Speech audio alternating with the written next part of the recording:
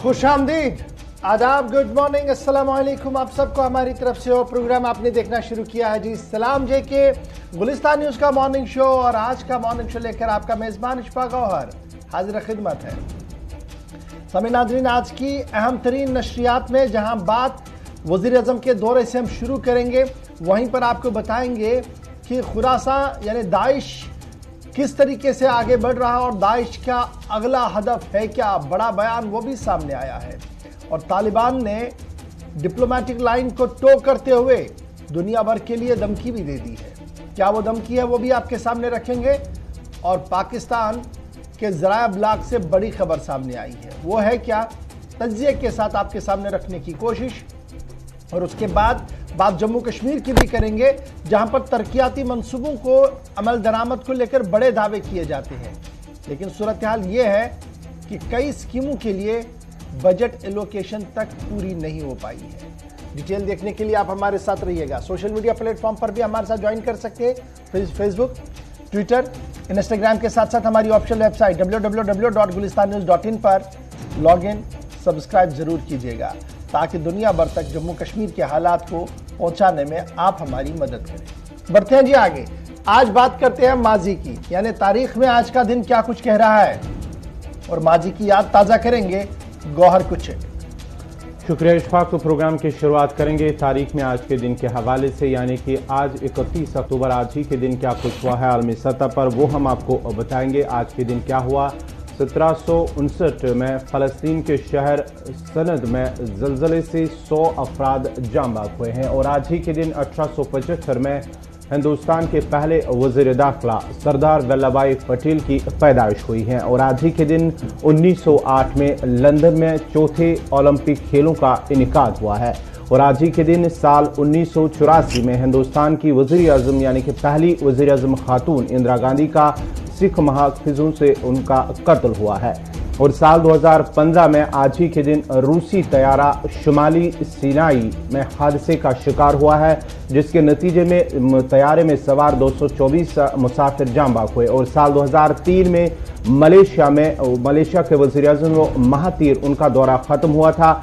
22 साल वो इक़्तिदार में रहे और उसके बाद ही उनका इक़्तिदार ख़त्म हुआ, उन्होंने इस्तीफ़ा दिया है। और साल 1992 में लाइबेरिया में 5 अमरीकी नन के कत्ल का ऐलान किया गया है। और आज ही के दिन 31 अक्टूबर साल 2014 में सरदार वल्लभ भाई पटेल की सालगिरह राष्ट्रीय एकता दिवस के बतौर मनाने का फैसला हुआ, यानी कि आज भी उनका एकता दिवस वो जो है आज मनाया जा रहा है। ये थी तारीख के हवाले से कुछ वाक़ात जो हमने आपके सामने रखे हैं। अब प्रोग्राम में खबरों का पिटारा खोलते हुए करते हुए खबरों की शुरुआत। चलिए जी, खबरों की शुरुआत करते हैं और सबसे पहले आपको बताते हैं G20 इजलास का हाल अहवाल, क्योंकि G20 इजलास के हाशिए के दौरान भी कई अहम बातें सामने आई है। और उसके साथ साथ वज़ीर आज़म नरेंद्र मोदी लगातार मुलाकातों का सिलसिला जारी रखे हुए हैं। कल कैथोलिक चर्च के सबसे बड़े मजहबी पेशवा पोप फ्रांसिस के साथ मुलाकात की और मुलाकात के दौरान उन्हें भारत आने का दावतनामा भी दिया गया, जिसके रद्द-ए-अमल में पोप की तरफ से यह कहा गया कि वो इस दावतनामे को कबूल करते हैं और बहुत जल्द भारत का सफर करेंगे, जिस दौरान भारत के अंदर वजीर आजम से भी दोबारा मुलाकात करेंगे।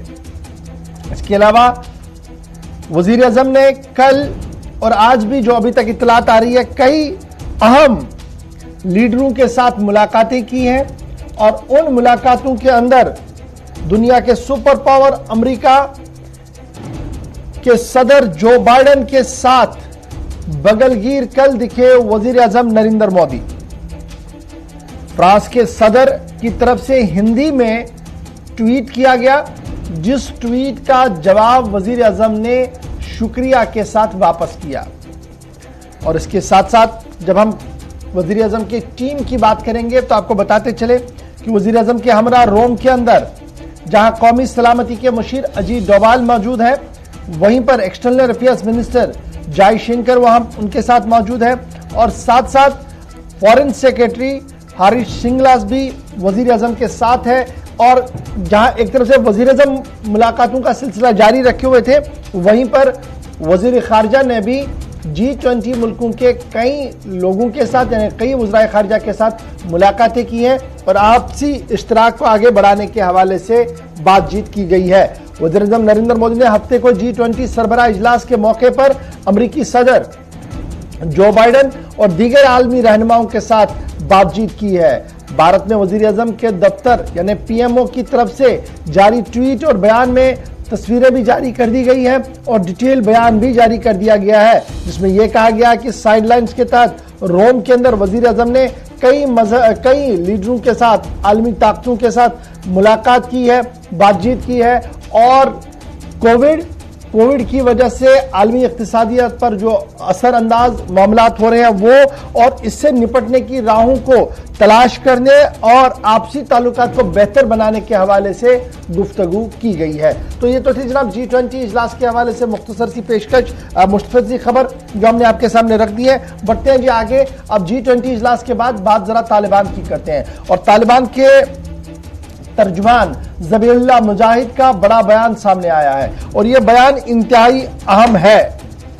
जहां तालिबान की तरफ से जो बयान सामने आया है, तालिबान का उन्होंने आलमी बरादरी से तालिबान हुकूमत को तस्लीम करने की एक बार फिर मांग की है, मुतालबा किया और साथ साथ मुंजमद असासे जो है अमेरिका की जानिब से या दीगर ममालिक की जानिब से जो असासे मुंजमद किए हैं उसकी बहाली की अभी तक जो है दोबारा मांग दोहराई है और साथ ही साथ ये भी कहा जो मुंजमद असासे हैं वो बहाल किए जाएं ताकि जो अफगानिस्तान के अंदर हालात है इस वक्त मौजूदा सूरत हाल है उससे निपटने के लिए जो है असासे उनका इस्तेमाल किया जाएगा और साथ ही साथ मुतालबा न मानने पर उन्होंने संगीन नताइज कहा है कि उसके संगीन नताइज बरामद होंगे। ये तालिबान के तर्जुमान सुहेल शाहीन की जानिब से एक प्रेस कॉन्फ्रेंस के दौरान बयान सामने आया है। उन्होंने कहा कि अगर मुंजमद असासे बहाल नहीं हुए तो अफगानिस्तान के अंदर जो हालात है वो मजीद कशीदा और अबतर हो सकते हैं।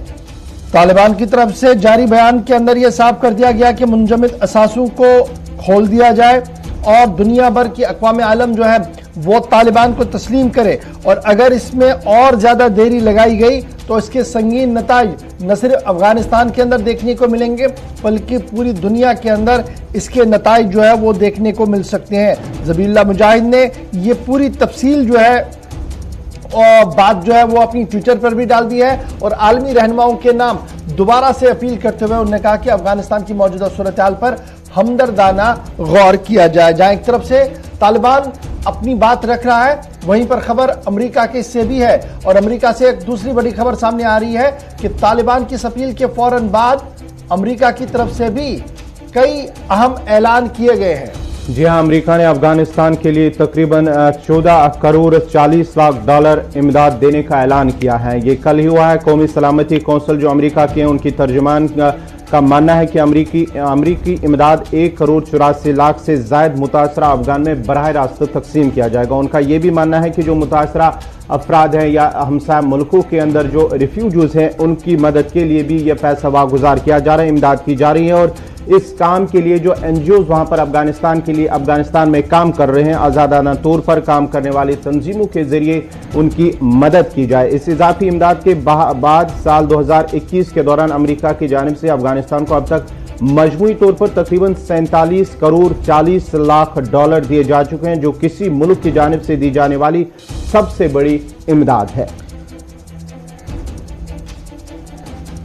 जनाब अफगानिस्तान की सूरत हाल के बाद जरा फटाफट से आपको एक और बड़ी खबर की ओर लिए चलते हैं और बात जरा दाइश की करते हैं, आईएस की बात करते हैं क्योंकि आईएस का बड़ा बयान सामने आया और बयान पाकिस्तानी ज़राए ब्लाग से लेकर दुनिया भर के अंदर बड़े अल्फाजों के साथ शाया किया गया क्योंकि दाइश ने अपना एक और हदफ मुकर्रर किया है और हदफ अफगानिस्तान से लेकर पाकिस्तान और पाकिस्तान से लेकर दुनिया की वो ताकतें हैं जहां पर शरिया कानून नाफिज नहीं है।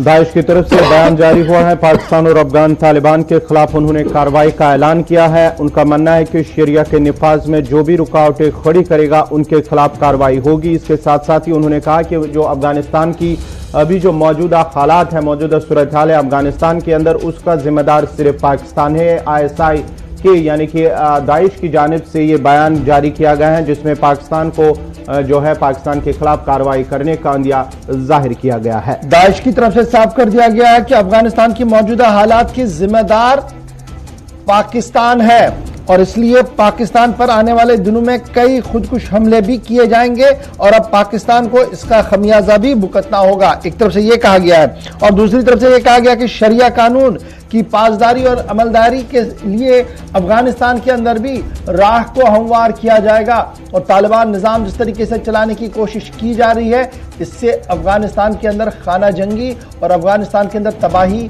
के आसार साफ नुमाया हो गए हैं। यानी आईएस के खुरासान जिसे हम कहते हैं दाइश, उनकी तरफ से यह बयान जो है वो सामने आया। तालिबान के लिए भी धमकी है, पाकिस्तान के लिए भी धमकी है और साथ साथ उन मुल्कों के लिए भी धमकी है जहां पर कुरान और शरिया की आवाज नहीं है और उनका मानना है कि यहां उन जगहों पर भी कार्रवाई जो है वो तेज की जाएगी। तो यह बयान आने के बाद अमेरिका का रद्द-ए-अमल सामने आया है। अमेरिका के दिफाई जरायों की तरफ से यह साफ कर दिया गया कि उन्हें बहुत पहले से यह खदशा था कि अफगानिस्तान की सरजमीन के अंदर इस तरीके के हालात बनेंगे और अब जो बयान आया है वो इस बात की अक्कासी कर रहा है कि आने वाले दिनों में पाकिस्तान और अफगानिस्तान की सूरत हाल किस कदर बिगड़ सकती है और अगर अभी भी अमरीकी इंतजामिया ने होश के नाखून नहीं लिए तो आने वाले दिनों में अमेरिका के लिए भी खतरा जो है वो बहुत ज्यादा बढ़ सकता है। ये दिफाई और अस्करी ज़राया जो अमेरिका के हैं उनकी तरफ से तहरीर किया गया है मुख्तलिफ कॉलम्स के अंदर। इस खबर के आने के बाद उन्होंने अपना रद्द-ए-अमल जो है वो दे दिया और उन्होंने कहा कि इस खबर को बिल्कुल भी इस तरीके से ना लिया जाए कि सिर्फ बयान आया है, बल्कि इसके सियाब व सबाक के अंदर जाने की जरूरत है और हर पहलू को सही तरीके से खंगालने की जरूरत है ताकि इंसानियत का दिफा किया जाए इन दहशतगर्दाना कार्रवाइयों से। बात दाइश के बाद अब जरा बात आती है जनाब भारत की और बात करते हैं। जनाब कल हमने आपको एक खबर बताई थी मनरेगा के हवाले से, आज उसी खबर का एक और पहलू आपको बताते हैं। जहां कल हमने बताया था कि मरकजी हुकूमत ने बड़े पैमाने पर प्रोग्राम चलाए हैं और अब बजट एलोकेशन की बड़ी परेशानी आ रही है, लेकिन अब की जो खबर आ रही है मनरेगा को लेकर वो ये है कि जनाब पाबंदियां खत्म होने के बाद यानी कोविड पाबंदियां खत्म होने के बावजूद भी देही इलाकों के अंदर रह रहे मजदूर शहर का रुख नहीं कर पाए हैं और यही वजह है कि मनरेगा Mahatma Gandhi national rural employment guarantee scheme जो पूरे मुल्क के अंदर फ्लैगशिप वेलफेयर के तौर पर शुरू की गई है, इसका खासा असर दूर दराज इलाकों के अंदर देखने को मिल रहा है। 60 मिलियन लोगों को काम फराहम करने में यह स्कीम कामयाब हुई है। कल हमने आपको बताया था इस स्कीम के अंदर फंड्स नहीं है और जब हम इसको और खंगाले तो पता लगा कि 60 मिलियन लोगों को रोजगार के वसाइल जो है पैदा हुए मनरेगा से और ये जो गारंटीड प्रोग्राम है इसकी वजह से लोग प्रेफर कर रहे हैं कि जनाब अभी गांव में ही रहे क्योंकि रोजगार की जमानत वहां पर मिल रही है। शहर की ओर आएंगे तो पता नहीं क्या होगा, इसलिए शहरी इलाकों के अंदर बहुत कम लेबर क्लास जो है वो देखने को मिल रही है। ये डिटेल जो है वो सरकारी तौर पर जारी किए गए हैं और सेंटर की जो गाइडलाइंस इस पूरे मामले पर थी उसके तहत तकरीबन 99.63% जितनी भी स्कीम्स चलाई गई है उसमें 99.63% जॉब ओरिएंटेड थी, यानी मजदूर था या किसी न किसी तरीके से लोगों को रोजगार मिले और वही वजह है कि जो हाईएस्ट बजट एलोकेशन मनरेगा के अंदर थी उसमें मनफी में वो चला गया। और कल हमने आपको बताया कि किस तरीके हजारों करोड़ रुपया अभी भी वाजिबुल अदा है क्योंकि सरकार ने काम करवाया, बहुत सारे लोगों के पैसे अभी भी नहीं मिले, लेकिन जिन लोगों ने काम किया उन्हें यह उम्मीद है कि डायरेक्ट बेनिफिशियरी स्कीम के तहत उन्हें भी पैसा मिलेगा कहीं ना कहीं। तो अब सरकार का यह मानना है कि with in a short span of time budget allocation को दोबारा से देखा जा रहा है और बहुत जल्द मनरेगा स्कीम के लिए पूरे मुल्क के अंदर पैसा जो है वो दिया जाएगा क्योंकि एक अच्छी खासी आबादी इसके साथ इस वक्त जुड़ी हुई है।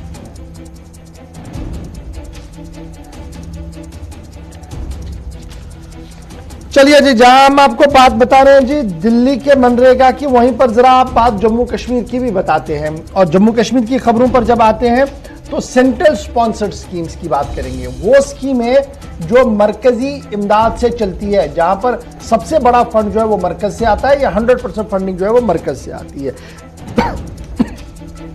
मरकजी मावनत वाली स्कीमों में फंड्स की अदम दस्तियाबी को लेकर जहां सवाल उठ रहे हैं, वहीं पर माना जाता है कि 25 महकमों में 10% से कम फंड्स किए गए हैं। हासिल ये ज़राए के हवाले से खबर है, कोविड पाबंदियों की वजह से स्कीमों में नहीं लाई गई है। सूरत जम्मू कश्मीर के अंदर जिस तरह से मनरेगा स्कीम के हवाले से मुख्तलिफ इलाकों में जो काम किया जा रहा है, उसमें तरक्याती मनसूबों के हवाले से जो मुख्तलिफ इलाकों के अंदर जम्मू कश्मीर माना जाता है कि फंड्स की अदम दस्तियाबी की वजह से जो काम करने वाले मजदूर हैं उन्हें भी फंड्स वागुजार नहीं किए जा रहे हैं, और साथ ही साथ जो ठेकेदार है उनकी जो वाजिबुल अदा रुकुमात है, एक बड़ी रुकुमात है जो अभी तक जो है वागुजार नहीं हुई है। मुख्तलिफ सवालात भी इस पर उठ रहे हैं।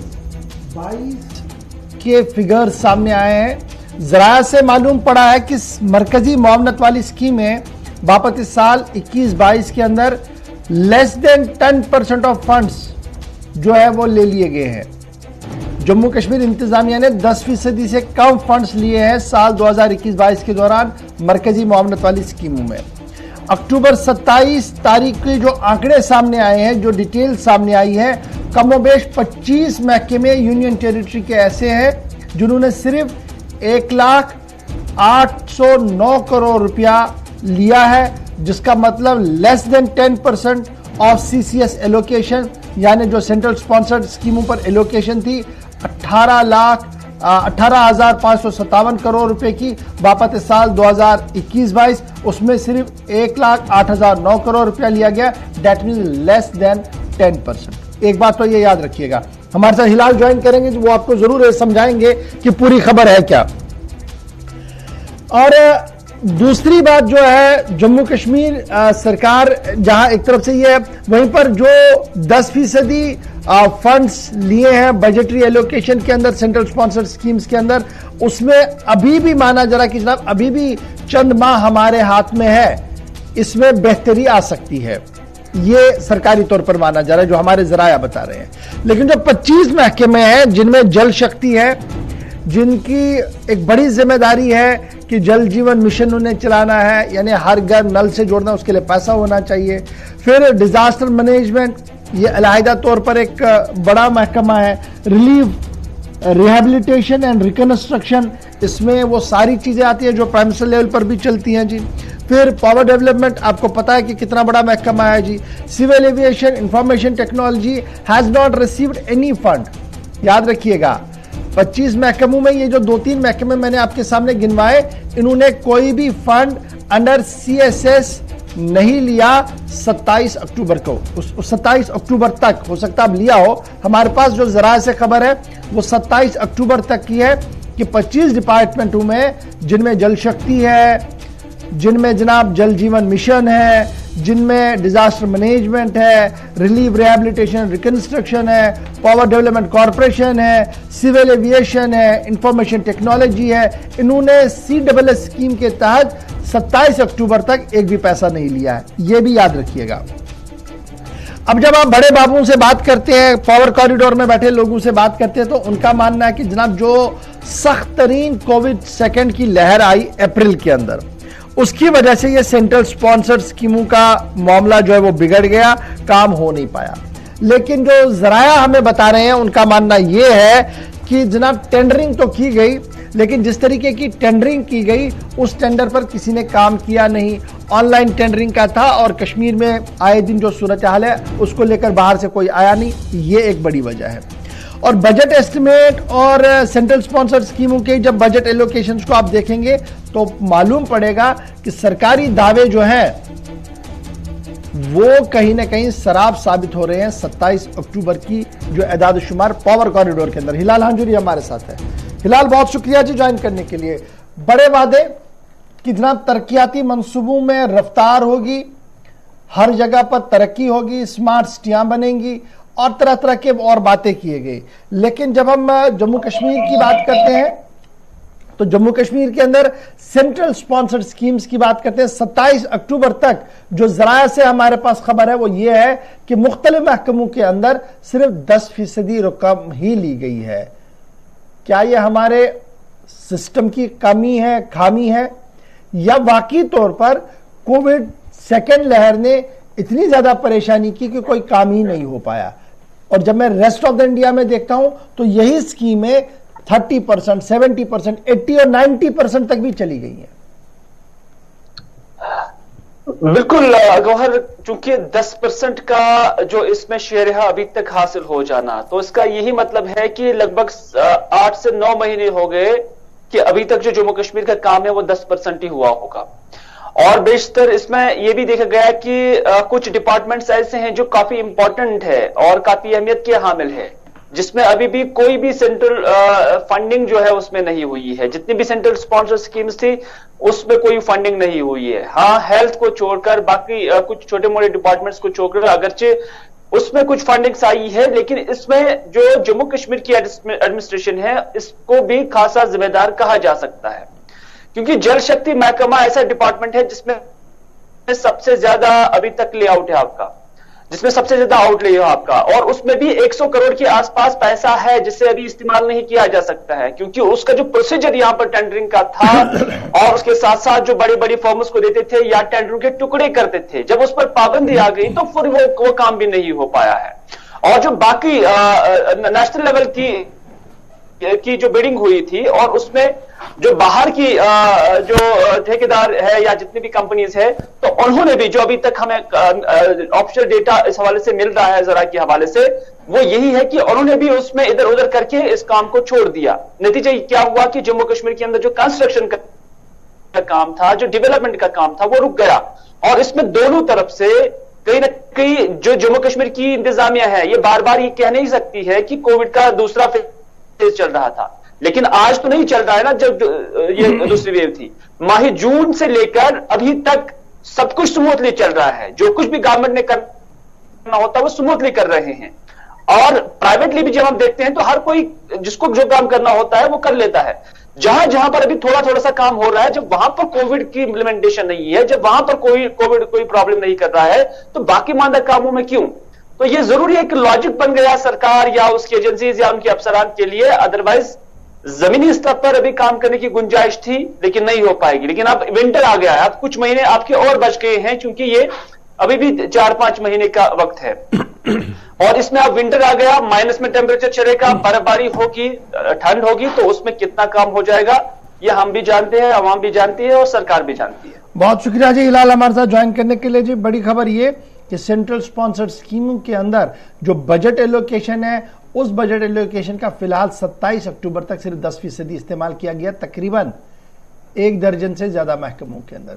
और क्या वजूहत है वो थोड़ी सी हमने बात की है, लेकिन पावर कॉरिडोर के अंदर लोगों का मानना है कि जनाब अब रफ्तार पकड़ेगा जी मामला। अब हमारे पास 2-3 महीने और देखिए किस तरीके से ये पूरा पैसा जो है वो खत्म होता है। चलिए जी, ये तो बात थी जनाब फंडिंग की और जो स्कीमें चल रही हैं इस हवाले से।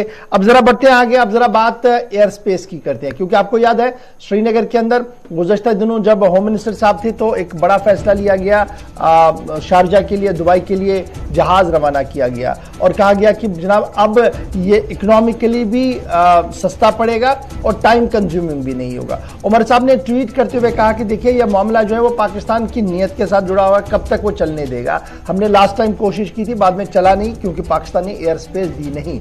लेकिन इस बार की बड़ी खबर यह है कि पाकिस्तान ने एयर स्पेस खोल दी है भारत के लिए, और ये बाज़ाब्ता तौर पर एयर ट्रैफिक कंट्रोल जो पाकिस्तान का है उन्होंने नोटिफाई कर दिया है कि जो डेजिग्नेटेड रूट्स हैं उनका इस्तेमाल किया जा सकता है। ये एक बड़ी तब्दीली मानी जा रही है जी। तब से जब पुलवामा का हमला हुआ उसके बाद हालात काफी ज्यादा कशीदा हुए, उसके बाद 370 और 35A ने और ज्यादा कशीदगी दोनों मुल्कों के बीच पैदा की। लेकिन इन कशीदगियों के बीच माना जा रहा है कि तीसरा मुल्क भी काफी ज्यादा एक्टिव है, चाहे वो अरब दुनिया को आप मान लें। और यही वजह है कि दोनों मुल्कों के में DGMO लेवल की बातचीत हुई है और उस बातचीत का एक अच्छा नतीजा हमने 8 महीनों के दौरान देख लिया बॉर्डर पर। और फिर अब आने वाले दिनों में कौमी सलामती के मुशीर कॉन्फ्रेंस कर रहे हैं और अफगानिस्तान को लेकर और पाकिस्तान के कौमी सलामती के मुशीर आ रहे हैं और फिर पार्लियामेंट के अंदर एक मीटिंग होने जा रही है जिसमें पाकिस्तान के सेनेट के चेयरमैन आ रहे हैं। ये जो बैक टू बैक इंसिडेंट्स हो रहे हैं ये इस बात की ओर इशारा दे रहे थे कि हालात तेजी के साथ बदल रहे हैं और आने वाले दिनों में बहुत सारी बेहतरी जो है वो दोनों मुल्कों के बीच देखने को मिल रही है। लेकिन पाकिस्तानी एस्टैब्लिशमेंट या पाकिस्तान के थिंक टैंक इस पूरे फैसले को कैसे देखते हैं? अब्दुल बासित एक ऐसा नाम है जो सफीर रह चुके हैं, एम्बेसडर रह चुके हैं जो भारत के अंदर, और पाकिस्तान और भारत की मौजूदा सूरत हाल, माजी की सूरत हाल को गहराई से समझते हैं और इस वक्त पाकिस्तान की इस पॉलिटिकल सिचुएशन पर एक बेबाक अंदाज में बात भी करते हैं। गुज़श्ते दिनों आपको याद होगा कि हमने आपको दिखाया था कि जब MOU साइन हुआ था दुबई की फर्म के साथ तो उन्होंने क्या कुछ कहा था, कहते गवर्नमेंट कंट्रैक्ट हुआ जी, ये बड़ी जीत है मोदी की। लेकिन अब की बार वो इस पूरे फैसले पर इमरान खान को कहां पर खड़े कर रहे हैं, देख लीजिएगा अब्दुल बासित।